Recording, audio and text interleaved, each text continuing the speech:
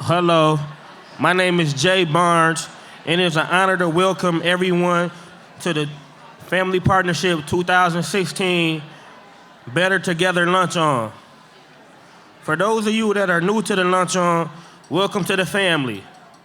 And for those of you that joined us before, it's good to have you back. Before we get things underway, I ask you to join me with thanking those who helped us make this event happen. Please hold your applause until the end. Thank you to the Family Partnership staff and volunteers who helped transform this room and bring us all together today. Thank you to all the courageous and strong speakers for sharing the stories with us today. And thank you to our sponsors for underwriting the cost of today's lunch.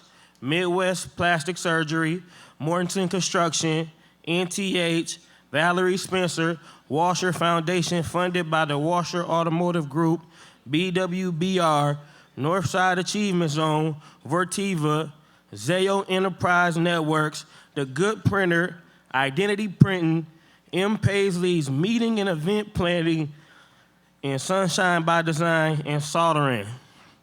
I think I speak for everyone when I say thank you.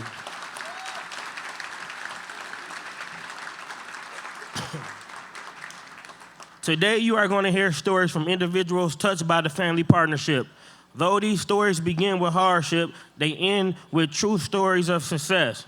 Right now, I'd like to share a little bit about how I became a part of the Family Partnership. My son, Romello, was 18 months when I started to look to get him into daycare. I already knew a little bit about the Family Partnership, so I decided that was the first place I would look into. On the first day when I took a tour there, I noticed a little group of kids around Romello's age using a lot more words than he was using and doing a couple more things that I noticed he couldn't do. I already had a couple friends comment on about the situation of him not talking as much or as talking as much as he should be, so I knew he needed a little extra help. I knew the Family Partnership was more than just a preschool, and I felt very strong that it was the right place to put my son. Why? I always wanted Romello to learn in a diverse environment, which he could interact with all kinds of kids, and the Family Partnership definitely has that environment. Not only do the kids come from different backgrounds, but the staff does too. One of the first things they had me do when I brought my son to school was explain to them how me and my son communicated at home because the teachers was having a hard time understanding him. And I never thought about it because we did have our own little way of communicating. I never thought people would have a hard time. A few months later, one of the teachers told me that he was doing better with his speech, but it just wasn't quite there. We needed to do a few more things. I went home that day and I took a lot of pictures. I took a picture of me because I wanted him to learn the word dad. He has yet to call me dad around that time. And I took a picture of the most common things we use on a day-to-day basis, such as a ball, a cup, a bed, the TV, the car. I printed those pictures up at CVS and I made an album book so we could practice those words when we was at home or like riding in the car.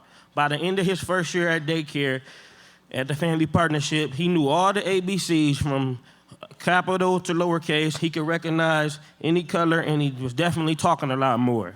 Romello is 3 now.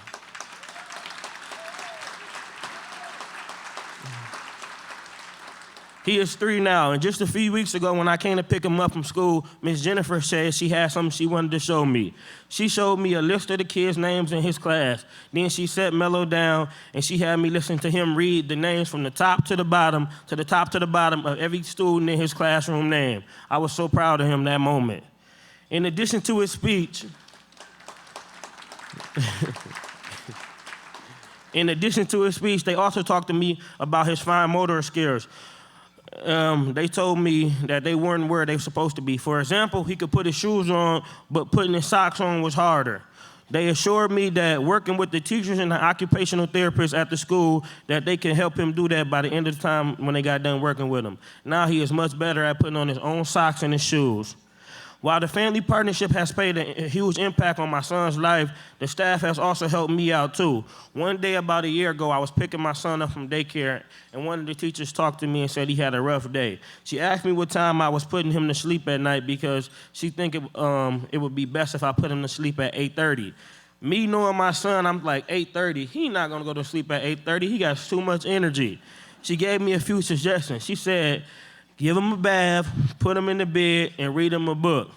A lot of the nights, I still be doing laundry or cleaning up around the house around 10 o'clock, so Romello was up with me. And then I would just turn the TV off. Well, that would set him off. It would be crying and fighting. So she suggested that I should just try those things and give it a try. So that night, I went home, I put him in the bath, I put him in the bed, and I had him pick out his favorite book, and I read him his book. And sure enough, it was no crying, no fighting, no tears. He fell right to sleep. The next day, she told me that it made a huge difference that he went to sleep earlier. And I thanked her for giving me that suggestion. What's really special about the family partnership is they care about my son, not just his learning. They care about him more than a child. They don't just treat him like a student. They look at him like he's one of theirs. And that just goes to show you, you don't have to be related to be family. So what are me and Romello up to now? Well, I currently work at an elementary school where I teach a reading group for the first half of the day in the morning. And in the afternoon, I work in the computer lab. And well, Romello, he's keeping me busy around these times. He constantly pointing out the letters and the colors that he have learned. But his favorite thing to do is showing me what he learned when I pick him up from school at the end of the day. Thank you again for letting me share mine and Romello's story to you guys. And thanks for joining us for lunch today. Please enjoy the meal. The program will resume shortly. Good afternoon. Good afternoon.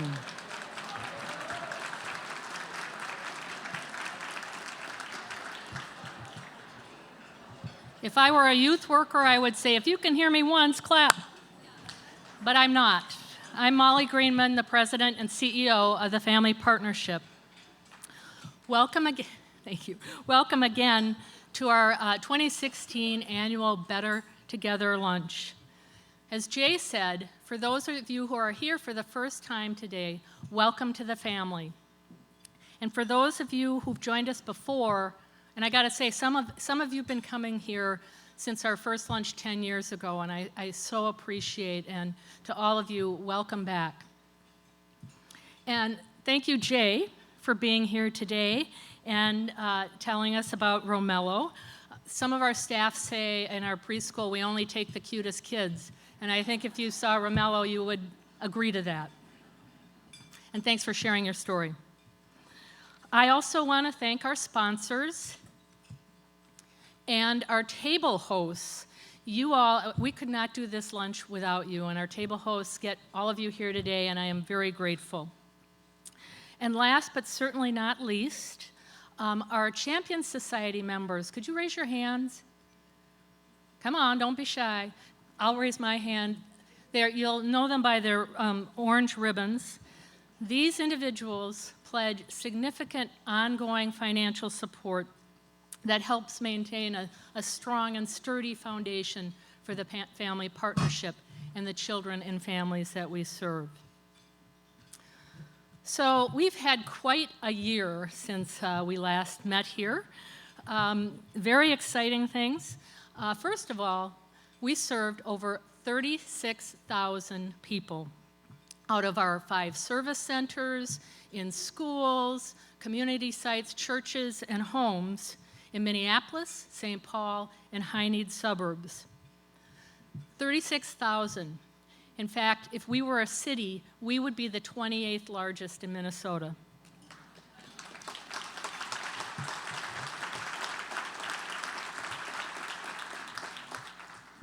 $36,000. 4 out of 5 are living in or just a paycheck away from poverty. 75% are people of color, and about a quarter are immigrants. And of course, the majority are children. Now, the Family Partnership may be 138 years old, but today we are driven by our vision of a Twin Cities where every child and every family reach their full potential, and by our determination to end intergenerational poverty.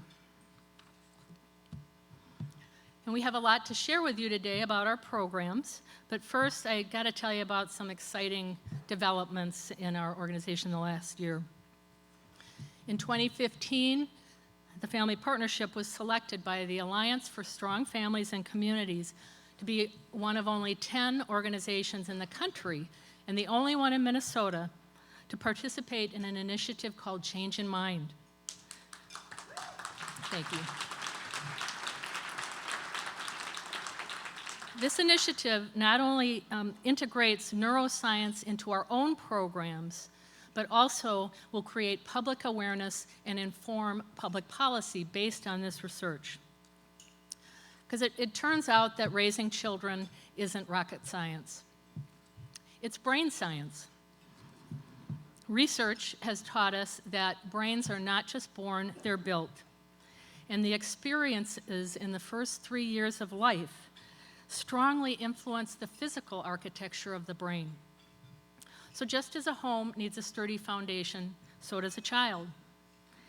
And most important are positive interactions between parent and child, like Jay and Romello. Now, what gets in the way of these positive interactions is toxic stress, abuse, neglect, addiction, mental illness, and chronic poverty. The very issues that the family partnership is uniquely equipped to respond to. And in 2015, the Family Partnership also began our Building for Better Futures campaign to expand and enhance our capacity to serve children and families far into the future. In the past 5 years, we've experienced phenomenal growth, 60% in fact. And while I think a lot of that has to do is it's a testament to our highly effective programs, it's also a troubling indication of growing need. For most of us in this room, the Twin Cities are a great place to live and raise a family. But thousands of our neighbors, because of socioeconomic status, race, immigrant backgrounds, just are being left behind. And the trend lines for the disparities are not pretty. So more on both of those to come in the next year. In the last year, I've been talking to a lot of people. In fact, a lot of you in this room. And sometimes I hear that the family partnership does so much. We do. Shouldn't you specialize more? Well, let me tell you, we do specialize in counseling, education, and advocacy. In our counseling programs, we specialize in mental health services for those who could not otherwise afford them, when and where families need them, and in languages they understand. Like our multi-systemic therapy program, an evidence-based in-home service for youth who are at risk of being removed from their homes and put in correctional or treatment facilities. Last year, 92% of the kids that we worked with were able to stay in their own homes, keeping their families together and saving the community thousands of dollars. Now that's specialization. We served 7,000 people in all of our counseling programs last year, but there's still thousands more who, even with health insurance, have to choose between treating their diabetes or their depression, because they can't afford the high deductibles or co-pays. And yet, at the Family Partnership, our capacity to reduce these charges for families who need a little help has been cut by 20%, forcing us to turn people away. I need your help to put together a wellness fund so that this does not continue to happen. In our education programs, we specialize with children living in poverty, and we help them get ready for kindergarten and then stay and succeed in school. Like our 4-star parent-aware therapeutic preschools, where children like Romello graduate ready for kindergarten. Our specialists in bilingual, bicultural programming, parent development, and occupational, speech, and physical therapists are experts in their fields. Did you know that in Minneapolis, only 54% of Hmong children are ready for kindergarten? Native American children, only 57% are ready. And in North Minneapolis, 59% of kids. Now last year at the Family Partnership, 83% of our graduates coming from these communities were ready to succeed.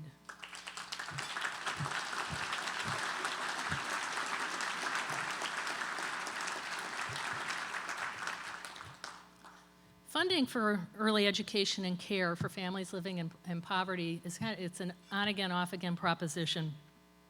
The very kids who need consistent, high-quality care often don't get it. We have state scholarships, and they have made a difference, but they're not enough to close the gap. We've been unable to open a classroom simply because of lack of funds. So join me today and help us establish our own scholarship fund to make sure that children who need us most can come to our classroom and stay. And in our advocacy programs, we specialize in ending violence and sex trafficking, one life and one law at a time. Like our Pride program, the longest running anti-sex trafficking program in Minnesota. Last year, we helped over 400 women and teens get on the path to recovery, independence, dignity, and equality. And with our partners, we've secured $8 million to date to create a statewide response to sex trafficking, and it's a model for the rest of the country.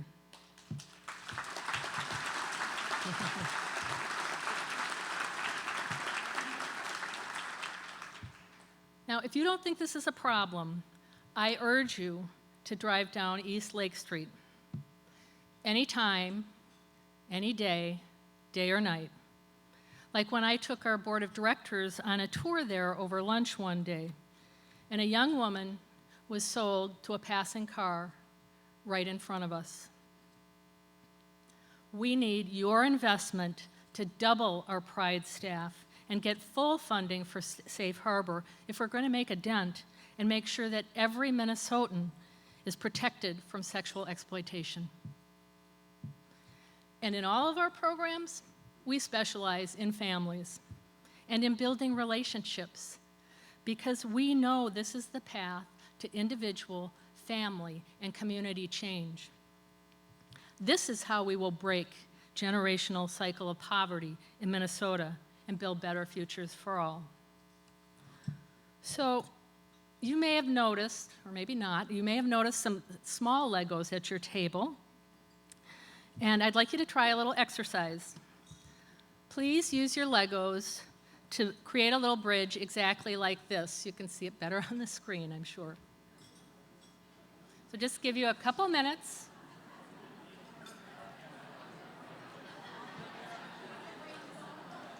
I'll just put it right there. Little Legos, not the big ones. You're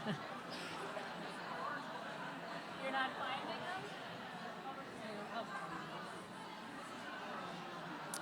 them? Okay, all right. You having a little trouble? Is it kind of difficult? Well, you can stop looking around for that orange piece because we have them. Our staff has them, I believe, those of you who have staff at your table, because our staff has and provides the missing pieces that are preventing children and families from bridging opportunity and achievement gaps. We provide the missing pieces that stabilize foundations to strengthen families and communities. Now, there's over 400 people in this room today. Pretty incredible.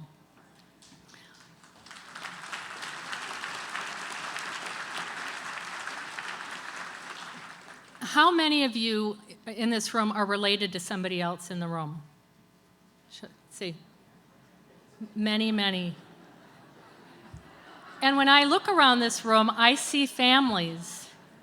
I see descendants of families, generations of Minnesota families who have supported the family partnership since 1878.